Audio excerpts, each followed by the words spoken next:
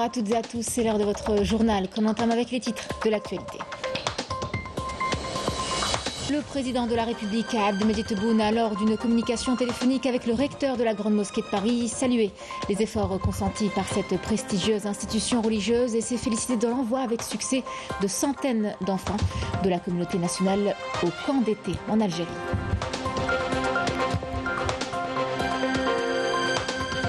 Nous évoquerons le deuxième sommet Russie-Afrique et son forum économique et humanitaire de Saint-Pétersbourg en Russie. 49 pays africains et 17 chefs d'État y participent. L'occasion de promouvoir le partenariat entre l'Algérie et la Russie et de lui insuffler une nouvelle impulsion.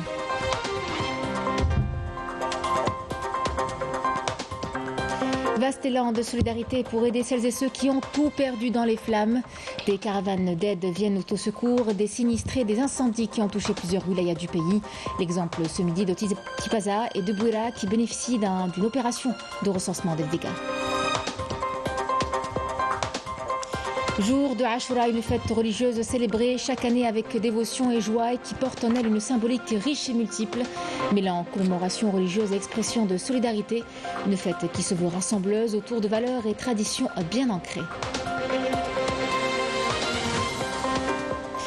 Mesdames, Messieurs, bienvenue. Le président de la République, Abdelmadjid Tebboune, a salué lors d'une communication téléphonique avec le recteur de la Grande Mosquée de Paris, Chemseddine Hafez, les efforts consentis par cette prestigieuse institution religieuse, se félicitant à ce propos de l'envoi avec succès de 900 enfants de la communauté nationale au camp d'été en Algérie, permettant à nos enfants qui vivent en France de découvrir la richesse historique et nationale de l'Algérie.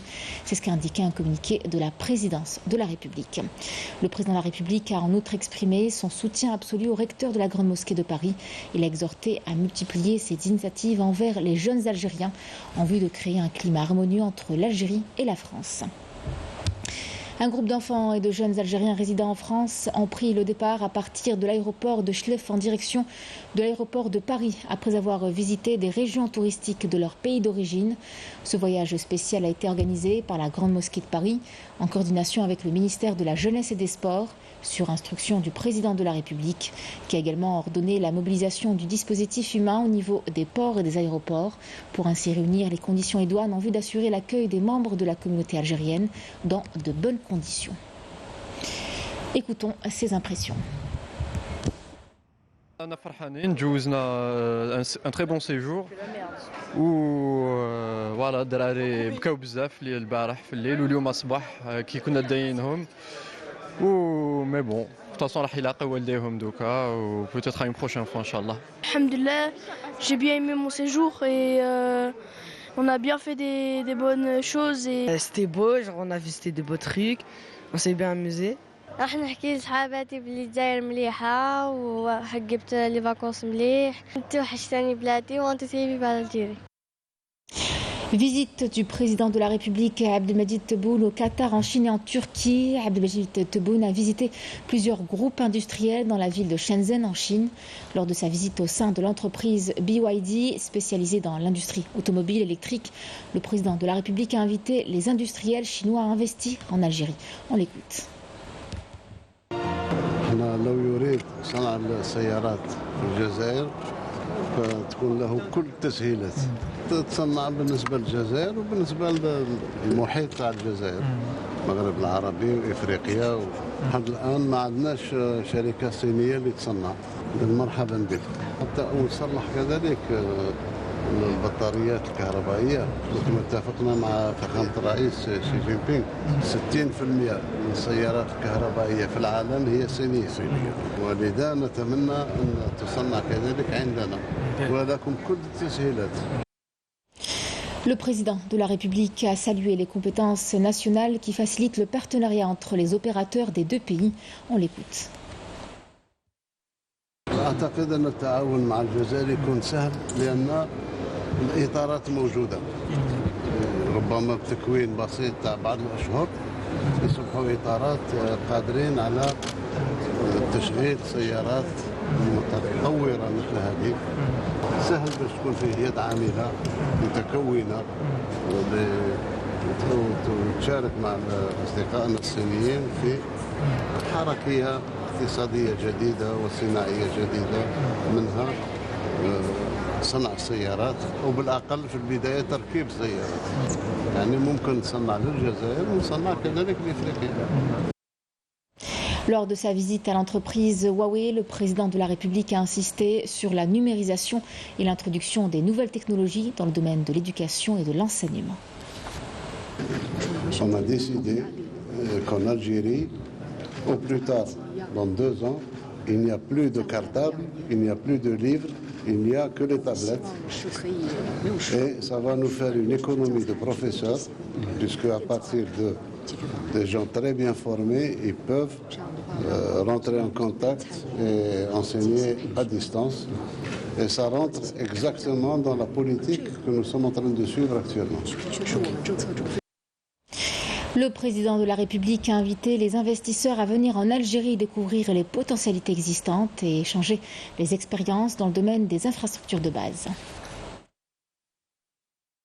Ce qu'on souhaite, c'est que l'Algérie devienne un hub dans ce domaine-là. Et je vous invite à venir en forte délégation, de voir pourquoi nous sommes d'accord sur beaucoup de choses. Nous devons partir, même pour certains pays africains, pour certains pays voisins, en Algérie et en dehors de l'Algérie. On va travailler ensemble. Si pour vous installer, il n'y a aucun problème, ni pour le terrain, ni pour notre participation financière aussi au projet. L'essentiel, c'est d'arriver à moderniser toute l'économie, moderniser l'enseignement et nous étaler aussi sur nos amis et nos frères africains. Poursuite des travaux du 2e sommet Russie-Afrique et de son forum économique et humanitaire à Saint-Pétersbourg en Russie, avec la participation du Premier ministre Ayman Ben Abdelrahman en tant que représentant du président de la République Abdelmadjid Tebboune, en présence de représentants de 49 pays africains. Avant le début des travaux de la 2e journée de ce sommet, placé sous le thème pour la paix, la sécurité et le développement, les chefs d'État ont pris une photo souvenir. Les travaux ont débuté par une allocution prononcée par le président russe Vladimir Poutine en présence du Premier ministre.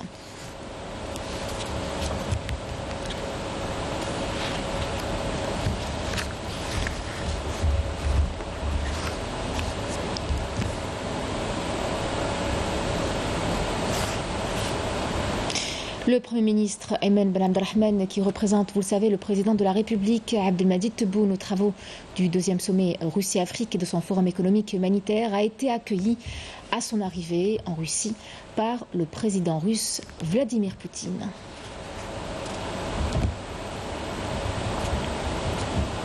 Placé sous le thème pour la paix, la sécurité et le développement, ce 2e sommet Russie-Afrique et son forum économique et humanitaire de Saint-Pétersbourg sont marqués par la participation de représentants de 49 pays africains. 17 chefs d'État également prennent part, l'occasion de promouvoir le partenariat, notamment dans le domaine politique, économique, scientifique, technologique, culturel et humanitaire, et donner une nouvelle impulsion au partenariat entre l'Algérie et la Russie. Walid Kadri et Amel Bouarba. Approfondir la coopération russo-africaine et augmenter le volume des échanges commerciaux entre le continent africain et la Russie, estimé actuellement à 18 milliards de dollars. C'est l'objectif clé du 2e sommet Russie-Afrique de Saint-Pétersbourg. En marge de ce sommet, une exposition de produits et services russes et africains a mis en avant les potentialités énormes que recèle le continent. Partenaire stratégique de la Russie, l'Algérie est présente en force à cette manifestation avec différents produits, notamment dans l'agroalimentaire. L'objectif de cette manifestation économique est de mettre à l'honneur les produits algériens, renforcer la coopération avec la Russie, ce qui permettra aussi de consolider la présence de l'Algérie en Afrique. Illustrant le rapprochement entre Alger et Moscou, de nouveaux projets sont initiés pour diversifier la coopération bilatérale dans différents domaines, notamment le tourisme et l'investissement, comme en témoigne l'ouverture d'une ligne directe Alger-Saint-Pétersbourg. Nous sommes à la recherche de partenariats avec des agences de tourisme russes pour promouvoir la destination Algérie et attirer des touristes russes. Conscient des potentialités énormes dont regorge l'Algérie, premier partenaire de la Russie en Afrique, les opérateurs économiques russes veulent tisser des partenariats gagnant-gagnant avec des investisseurs algériens pour pénétrer le marché africain. Je suis venue ici à la recherche d'opportunités d'investissement en Algérie, d'autant que les produits algériens sont réputés pour leur qualité. J'ai eu beaucoup d'échos sur l'huile d'olive algérienne qui est excellente. J'ambitionne de l'exporter vers la Russie ainsi que d'autres produits algériens. Nous avons des plans d'action prometteurs pour pénétrer le marché africain et notamment le marché algérien. Nous voulons non seulement exporter nos produits en Algérie, mais aussi investir dans ce pays et nouer des partenariats avec des opérateurs algériens, de quoi développer le transfert de connaissances et de technologies. Nous sommes très intéressés par le partenariat avec les opérateurs économiques algériens et l'investissement dans ce pays qui offre de grandes perspectives. Compte tenu des relations profondes qui lient la Russie et l'Algérie, j'ai visité ce pays il y a de cela 2 mois et j'ai constaté de grands progrès réalisés dans le domaine économique. Le sommet Russie-Afrique sera sanctionné par l'adoption de nombreux documents de coopération et du plan d'action du Forum de partenariat Russie-Afrique 2023-2026. Autant de décisions cruciales de nature à donner une nouvelle impulsion à la coopération entre l'Algérie et la Russie, 2 pays qui entretiennent des relations privilégiées. En marge de ce sommet, de son forum économique et humanitaire, un mémorandum d'entente a été signé hier à Saint-Pétersbourg entre l'APS et l'agence de presse TASS. En vertu de ce mémorandum, les 2 parties échangeront leurs expériences mais aussi des contenus d'information.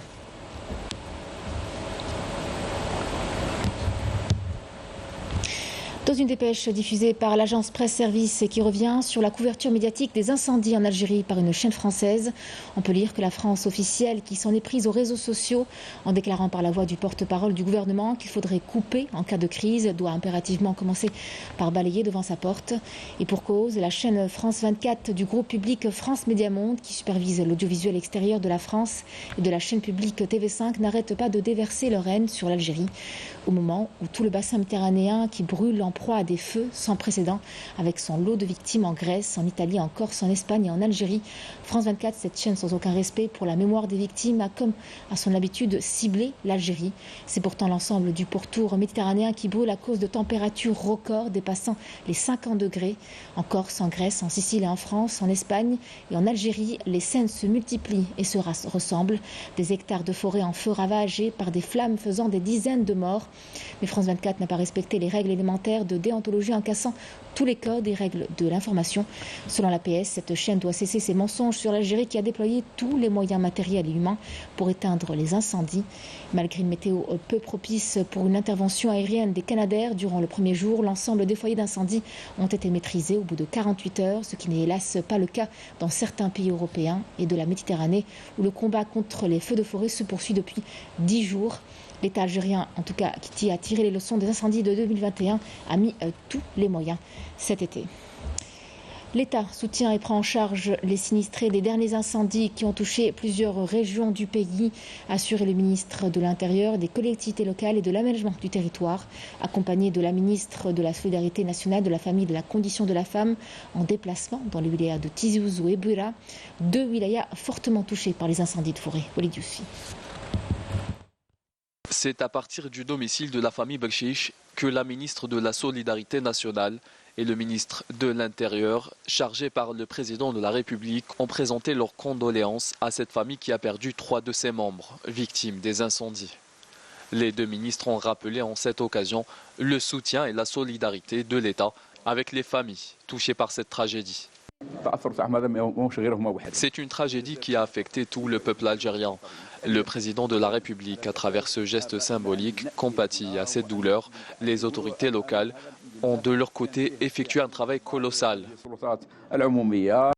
La cellule de proximité de Tizi Ouzou a elle aussi été saluée. L'une des missions de ces volontaires était la prise en charge psychologique des victimes et de leurs familles. Nous étions à Tizi Ouzou et là nous nous apprêtons à nous diriger vers Bouira. Nous tenons à exprimer nos sincères condoléances aux familles des victimes.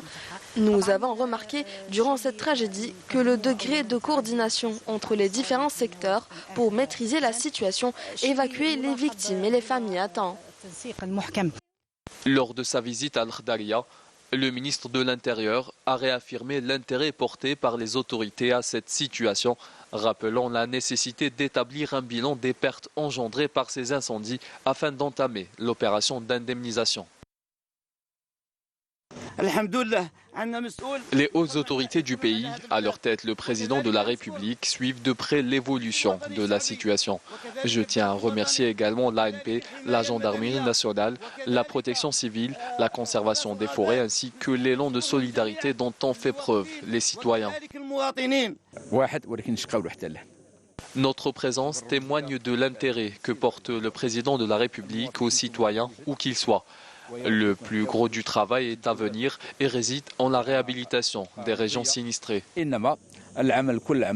À l'issue de cette visite, les deux ministres ont tenu à rendre hommage aux éléments de la protection civile pour les efforts déployés afin d'éteindre les incendies. Vaste élan de solidarité pour aider celles et ceux qui ont tout perdu dans les flammes. Des caravanes d'aide et de solidarité viennent au secours des sinistrés des incendies qui ont touché plusieurs wilayas du pays. Médicaments et denrées alimentaires, entre autres, sont acheminés vers ces régions-là. L'exemple à Tipaza ou encore à Bouira, où l'heure est au recensement des dégâts. Yassine Naqash, Abdeslam Habas et Majda Diahmoun. Sur les hauteurs des montagnes de Asbarbar, les flammes n'ont rien épargné sur leur chemin. Un drame qui a fortement touché les habitants des communes de l'Akhdariya et de Qadiriya. Ma famille n'est pas là, elle est en lieu sûr, mais elle n'est toujours pas au courant de tous les dégâts. Nous avons perdu nos maisons du soir au lendemain. C'est la volonté de Dieu, on n'y peut rien, alhamdoulilah. Des commissions multisectorielles ont été chargées d'établir un constat détaillé des dégâts engendrés et de procéder par la suite à l'indemnisation des habitants. Nous sommes en phase d'évaluation des dégâts. Le ministre de l'Intérieur nous a rendu visite. L'État est solidaire avec les sinistrés et ils seront tous indemnisés. De son côté, la Senelgaz a dépêché ses éléments pour réhabiliter le réseau électrique. Pratiquement toutes les régions ont été raccordées de nouveau à l'électricité moyenne tension. Il ne reste que quelques branchements brûlés à revoir. Nous avons engagé plusieurs entreprises pour rétablir les réseaux basse tension. De son côté, le Croissant Rouge de la wilaya de Tipaza a acheminé des cargaisons de denrées alimentaires et de médicaments vers les régions sinistrées. Il y a des volontaires des 58 wilayas. Il faut qu'on reste solidaire durant cette épreuve. Environ 1300 box alimentaires ont été distribuées et près de 50 boîtes pharmaceutiques, 50 000 bouteilles d'eau et 1000 couvertures seront distribuées également. Le centre d'accueil à l'Akhdariya a été doté de 40 ventilateurs. Nous avons également envoyé 6 réfrigérateurs aux familles qui ont été relogées. La solidarité au rendez-vous, une habitude chez les Algériens qui font de leur mieux pour aider les personnes touchées par les derniers incendies. La gendarmerie nationale intensifie ses efforts pour identifier les victimes des incendies en utilisant des technologies de pointe. Un protocole scientifique spécial a été mis en place pour recueillir le moindre détail et ainsi permettre aux familles des victimes d'inhumer leurs proches le plus rapidement possible. Mohamed Ayashi et Marim Damis. Une fois les feux de forêt maîtrisés, les éléments de la gendarmerie nationale s'attellent à l'identification des corps des victimes. Après avoir retrouvé les corps des victimes, ils avaient en leur possession des objets personnels tels que des téléphones portables et des papiers administratifs, ce qui nous a aidés à identifier leurs identités. Le médecin légiste, de son côté, a procédé au prélèvement des échantillons biologiques, comme l'empreinte génétique et l'ADN, pour confirmer l'identité. Après le prélèvement des échantillons, ces derniers sont envoyés directement à l'Institut national de criminalistique et de criminologie pour subir un protocole scientifique spécial utilisant des équipements sophistiqués qui permettent de révéler les moindres détails.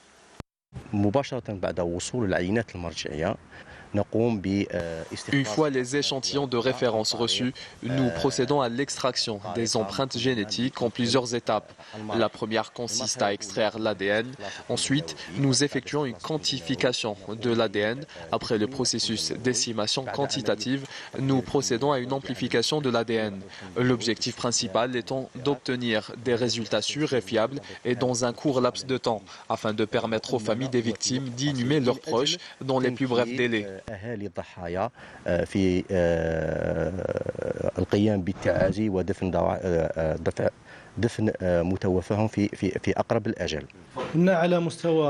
Toutes les empreintes génétiques prélevées par les experts sont enregistrées au niveau de cette unité. Ensuite, nous comparons les empreintes génétiques des victimes avec les empreintes génétiques des échantillons de référence collectés auprès des proches des victimes. La maîtrise des techniques et des logiciels modernes a permis l'identification rapide de toutes les victimes des incendies. Et puis cette triste nouvelle, 6 morts et 17 blessés suite à un accident de la circulation survenu tôt ce matin suite à la déviation d'un bus de voyageurs sur la RN6 reliant Naama à Béchar. Les éléments de la protection civile de Naama et de Ain Safra sont intervenus pour évacuer les victimes vers l'hôpital Mohamed Boudief à Ain Safra. La sécurité routière, on vous en parle forcément ce midi. La sûreté de la wilaya d'Alger a tracé un plan spécial saison estivale pour lutter contre les accidents de la circulation, mais également pour sensibiliser les automobilistes sur l'importance du respect du code de la route. Ceci en plus de la sécurisation des estivants au niveau des plages, des gares routières et des aires de loisirs. Reportage Badi Amarni. في ظرف ميم با 20 متر مع لا سيركيلاسيون وكلش غيرت الوضعيه تاعك من ليكستريم دروات ليكستريم كوش كاينه منها وهذه تشكل خطوره عليك وعلى الاخرين يا سي صلاح الدين. La sûreté de la wilaya d'Alger a mis les bouchées doubles pour réduire les accidents de la circulation en cette période d'été connue pour une hausse de ce phénomène sur nos routes. À peine arrivée et plantée la caméra que notre équipe de tournage, en compagnie du policier sur place, a vite remarqué les nombreuses infractions commises par les automobilistes empruntant l'autoroute menant de Bab Zouar à Ben Aknoun. Effectivement, je viens de commettre une infraction qui aurait pu causer un accident de la circulation. Le policier m'a vu faire une manœuvre de l'extrême gauche à l'extrême droite. J'appelle les automobilistes à réduire la vitesse, en particulier en été ou durant les fêtes. Cela ne sert à rien de faire de la vitesse en voulant gagner du temps sur la route. C'est nos vies que nous mettons en danger. Il faut faire attention aux autres surtout. Les agents de la police travaillent d'arrache-pied sur le terrain pour traquer les automobilistes qui font fi du code de la route et les chauffards à l'origine de nombreux accidents de la circulation.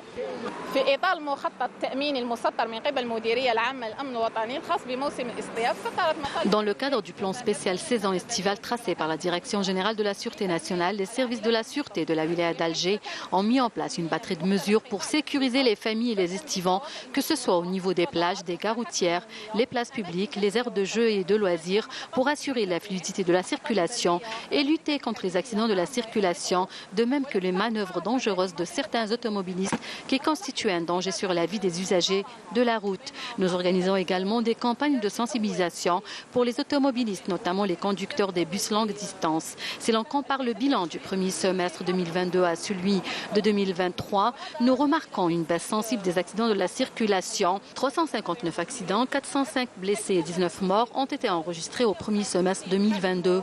Au premier semestre 2023, 289 accidents ont été enregistrés, de même que 333 blessés et 16 morts. Un plan spécial été a été mis en place pour réduire les accidents de la circulation, mais pas que. Les agents de la police sont également mobilisés au niveau des plages pour permettre aux estivants de passer des vacances en sécurité. Pour assurer la sécurité des estivants, nos équipes qui se trouvent au niveau des plages interviennent pour sécuriser les citoyens en cas de besoin. La police met également à la disposition des citoyens son numéro vert 1548, de même que l'application Allo Police.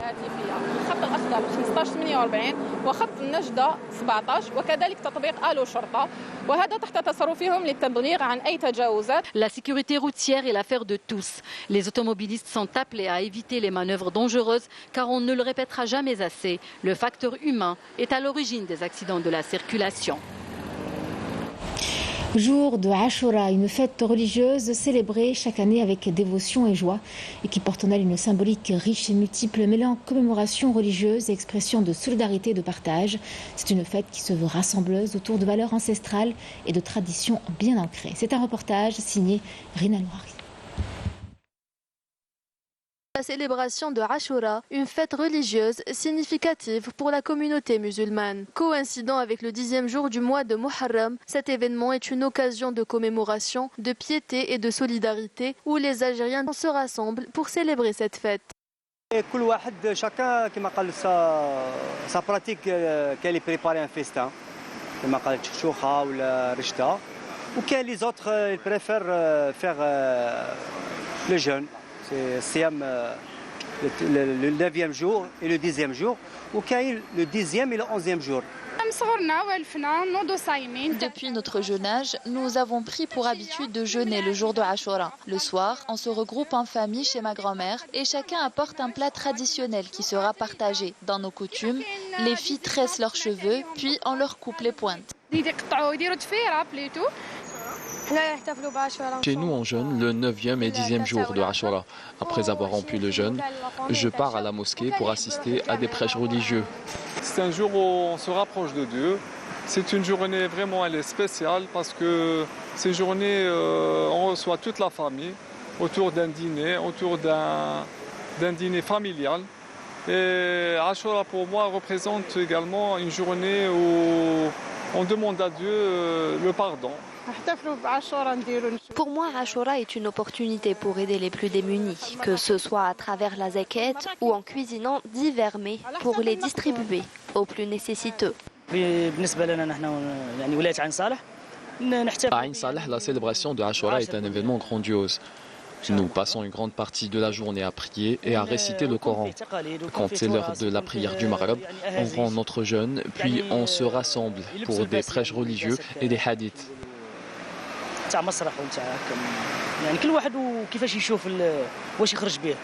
Pour les Algériens, Ashura est synonyme d'un des piliers de l'islam, de la zakat, mais aussi de jeûne, avec l'espoir de se faire pardonner les péchés de l'année précédente et celle qui suit. Cette fête religieuse célébrée le 10e jour du mois de Muharram est l'occasion de se rapprocher de Dieu. Les péchés de l'an dernier et de cette année sont pardonnés à ceux qui font le jeûne. C'est également une occasion pour donner la zakat, raffermir les liens familiaux et unir les rangs musulmans.